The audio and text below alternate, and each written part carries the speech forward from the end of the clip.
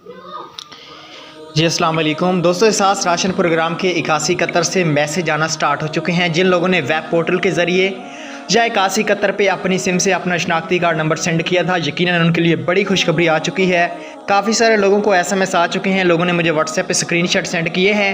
Doctor Sania Nishtar का कहना है कि 10 दिन तक पाकिस्तान में जितने लोगों ने भी एहसास राशन में रजिस्ट्रेशन करवाई थी या 8171 पे भेजा या मैसेज भेजा था, उनको 8171 से मैसेज के जवाब आना स्टार्ट हो चुके हैं और 10 दिन तक लगातार ये मैसेज आते रहेंगे। किस तरह के मैसेज आते हैं, चले मैं आपको पढ़ के सुनाता हूँ। आपका ख़ानदान एहसास राशन रियायत के लिए अहल करार पाया है।